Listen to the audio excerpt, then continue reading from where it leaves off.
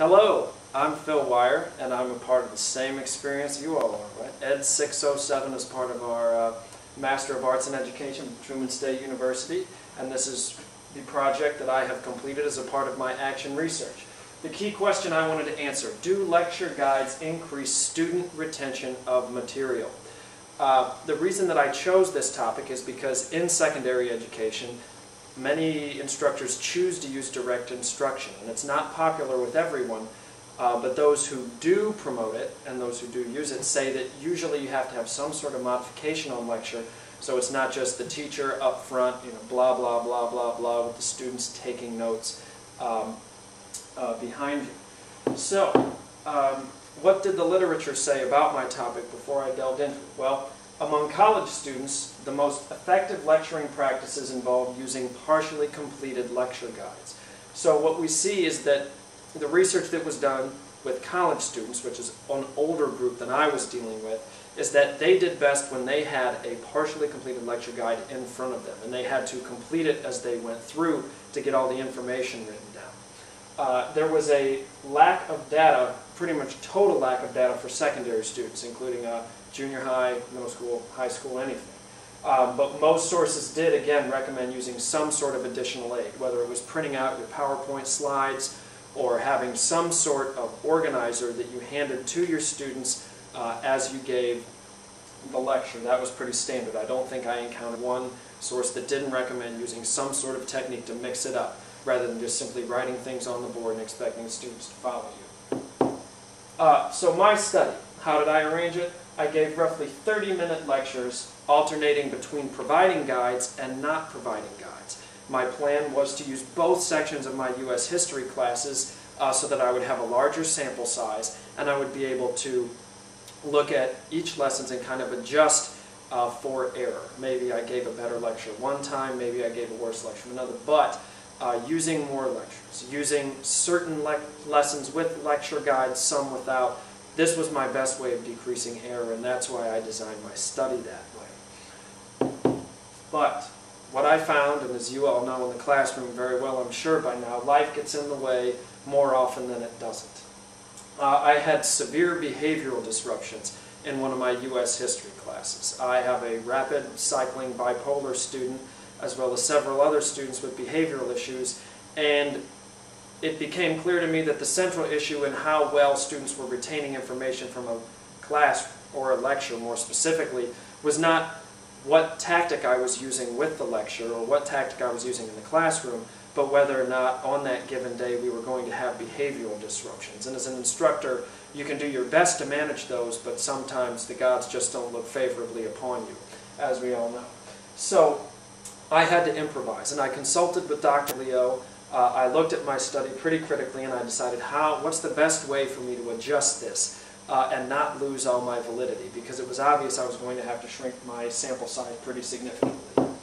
What I did, and I'll get to my results here in a second, what I did is I took that class and just wrote them out of the study entirely.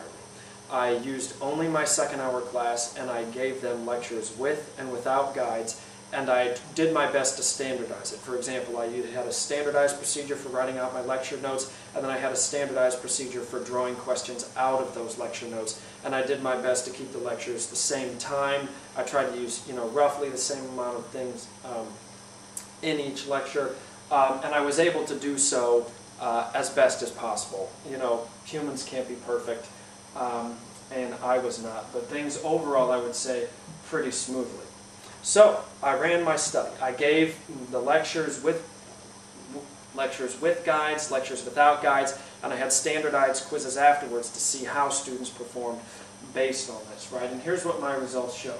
Students showed a marked increase in the retention of the material when they were provided with a lecture guide compared to not having any sort of aid. All right, and this difference was even more noticeable among students on IEPs. If you've seen Mr. Luttrell's presentation already, you know that Baumberg High School has a pretty good number of ESL and IEP students, and so this is a key concern anytime you're implementing something in the classroom. And so the results among them were especially heartening. You'll have to excuse the wonderful technology we have here at Baumberg. would not recognize the graphing software I used, so I have to draw up another image here. Here's how my data looked, right? We have our quiz score lectures without guide here in purple, right? And we have with guide here in green. And you can see as the data moves this direction, scores increase. So you can see our mode score without the guide, or with the guide, was a 5 as opposed to a 3 with. You can see we had many more perfect scores, over twice the number with the guide than without. We also had much worse scores. I did actually have a 1 out of 6 without the guide. Generally speaking, the data was just much better when we did have a guide in place.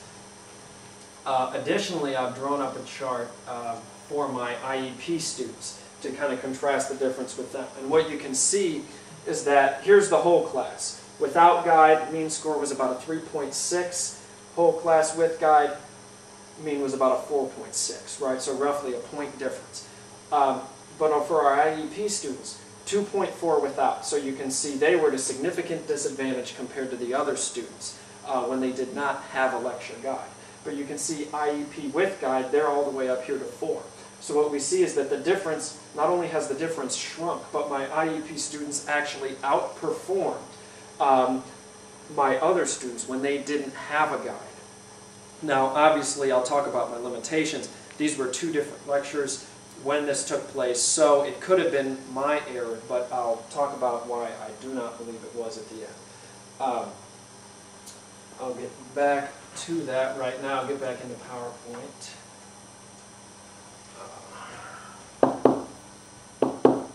Okay, so my conclusions. My research. Highly suggestive that lecture guides help high school students retain more information from lectures.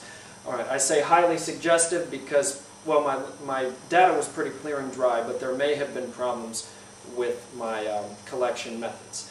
Like I said, my sample size was much smaller than I wanted to begin with, and I was not able to have kind of a set of, a group, a blind group where one group had to study, one group didn't. I just had to go with it the best I could. And so because of that, I firmly believe that more studies are needed if we're going to draw out some meaningful conclusions for this. You know, I did originally have a smaller sample size than was probably optimal, and then that was cut in half.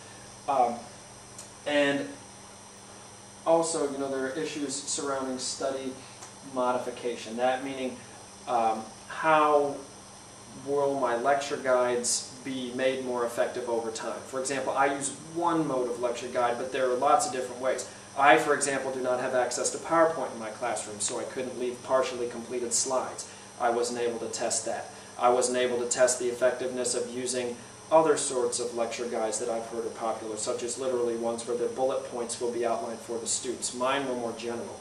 I set about 7 or 8 questions we would seek to answer during the lecture, and I wrote them on the paper so students knew where we were going to go.